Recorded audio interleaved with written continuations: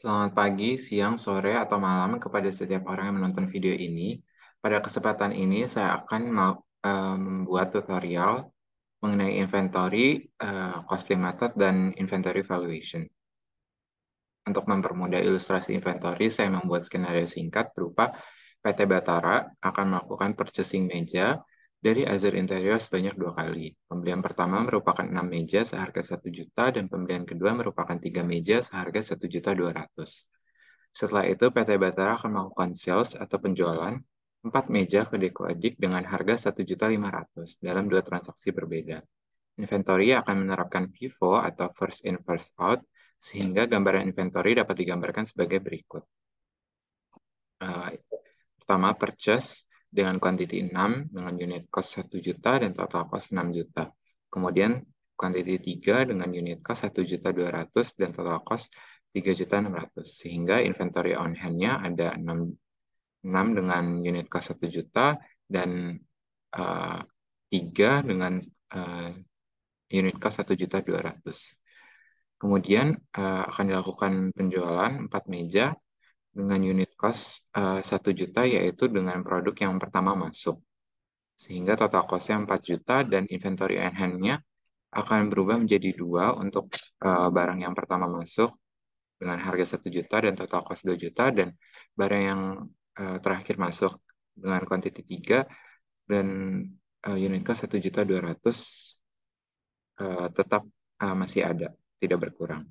Kemudian di penjualan berikutnya ada 4 penjualan lagi, dan 2-nya diambil dari produk yang pertama masuk dengan unit cost 1 juta, dan 2-nya lagi diambil dari produk yang terakhir masuk, yaitu dengan unit cost 1.200.000. Sehingga inventory on hand yang terakhir adalah quantity 1 dengan unit cost yang 1.200.000 dan total cost yang 1.200.000. Nah, langsung saja kita mulai tutorialnya. Pertama, kita akan membuat produk kategori dulu di modul inventory. Kita configuration, kemudian ke produk categories. Kita create kategori meja F, yang menandakan bahwa meja ini adalah first in, first out. Selanjutnya, costing methodnya kita ubah jadi first in, first out, dan inventory valuation-nya kita buat automated. Kemudian kita ikuti saja default-nya yang lainnya dan kita save manually. Kemudian selanjutnya kita bisa langsung ke produk untuk membuat produknya. Kita create. Sini produk name-nya kita buat meja dan produk type-nya storable. Untuk sales price-nya sesuai skenario kita akan buat 1.500.000. Customer taxes-nya mungkin kita kurangi dulu. Oh, tidak bisa. Berarti kita buat saja 11%. Oh, tunggu. Mungkin bisa. Kita ganti dulu cost-nya yaitu 1 juta. Oh, sepertinya tidak bisa menggunakan titik. Nah, ya, oke. Berarti customer taxes-nya bisa kita kosongkan dan produk kategorinya kita masukkan yang tadi sudah kita buat, yaitu meja F. Internal reference-nya untuk mempermudah kita buat saja MEJ. Nah, kita bisa save manually. Produk sudah terbuat. Oke, setelah produk kategori dan produk sudah terbuat, kita bisa langsung saja melakukan pembelian atau purchase. Kita ke mode purchase, kita create quotation. Vendornya kita beli dari Azure Interior, dan produknya yaitu meja. Pembelian pertama kita adalah 6 kuantitasnya, dan unit price-nya adalah 1 juta. Taxes-nya mungkin kita hilangi dulu saja ya. Oke. Kita confirm, kita save manually, akan terbuat RFQ, dan kita confirm order untuk menjadikannya purchase order. Kemudian anggap saja kita receive produk dan dannya kita ganti menjadi 6. Kemudian kita validate.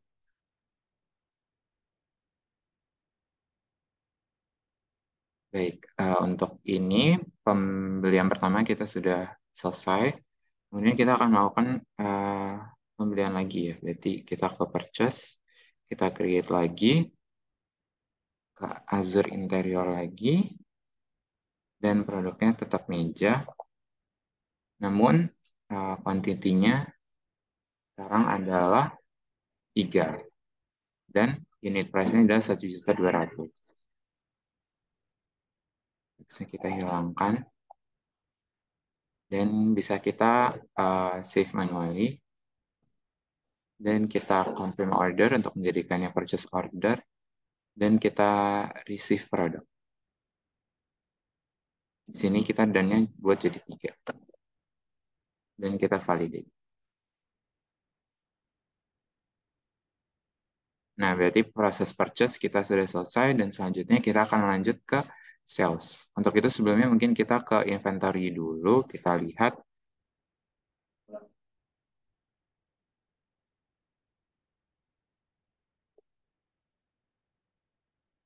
Nah, kita lihat di reporting, kemudian ke valuation.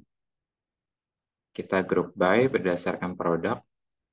Yang kita lihat di sini meja ada 2, yaitu yang pertama masuk adalah 6 dengan 1 juta dan quantity 3 dengan 1.200.000. Kemudian kita juga bisa lihat ke bagian produk dan kita cari meja. Nah, di sini on hand-nya ada 9 unit dan in-nya ada 2 dan out-nya masih 0. Oke, berarti kita selanjutnya bisa melakukan sales. Sales akan dilakukan 2 kali untuk melihat proses FIFO dengan lebih jelas ya. Nah, kita create quotation, customer-nya adalah Diko Edi.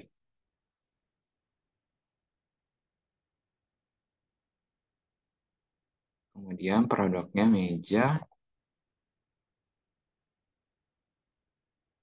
dan unit price-nya 5 juta, kuantitinya 4. Oke, kita save manually. Kita bentar.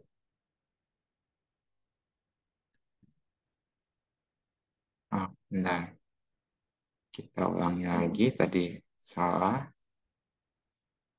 Ke edit, produknya meja, dan kuantitinya adalah 4. Nah, bisa kita confirm. Oke, sudah terbuat sales ordernya. Dan kita create invoice. Kita cek regular invoice. Dan sudah terbuat sales ordernya. Selanjutnya kita melakukan lagi sales yang kedua. Kita create lagi. Customer-nya Nico Edik. Dan meja. Kuantitinya 4 juga. Kita confirm. Kita create invoice. Dengan regular invoice juga.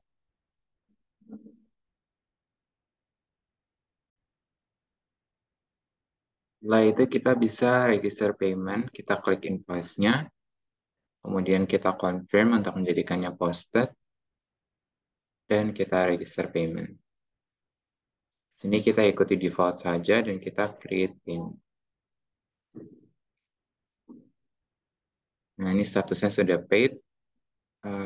Jangan lupa untuk yang sales orders pertama kita juga buat register payment-nya. Kita ke invoice, kita confirm, kemudian kita register payment, ini kita create payment.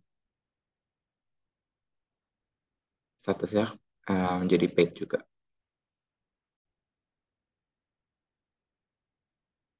Nah, jangan lupa juga kita akan melakukan pengiriman langsung kita klik ke delivery, kemudian kita ganti dan-nya menjadi 4, dan kita bisa validate. Di sini kita disable SMS saja untuk mengkonfirmnya. Nah, statusnya sudah done ya untuk S00027. S0028 kita lakukan hal yang sama juga. Kita pergi ke delivery, kita ganti dan-nya menjadi 4, dan kita validate.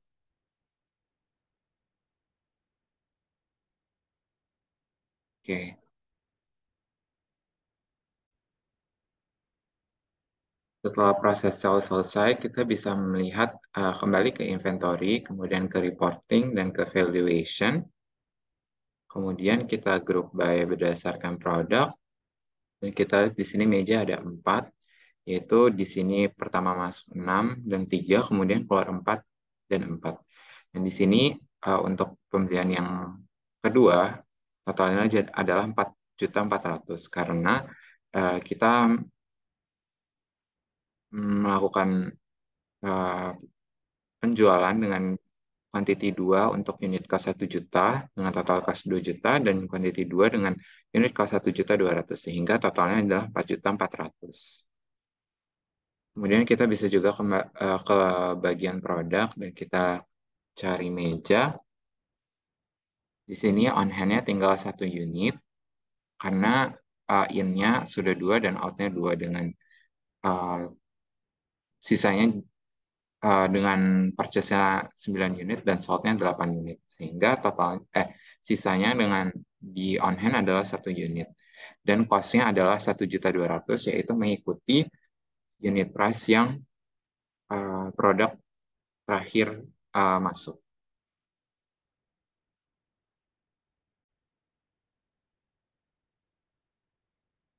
Nah, dan di bagian terakhir kita akan ke bagian accounting.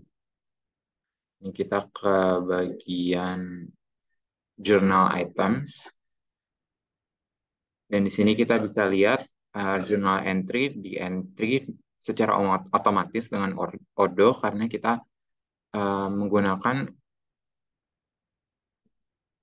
menggunakan inventory valuation yang automated. Lain halnya jika kita menggunakan inventory valuation manual, kita harus membuat journal entry-nya secara manual masing-masing. Untuk 6 juta, 3.600.000, 4 juta, dan 4.400.000.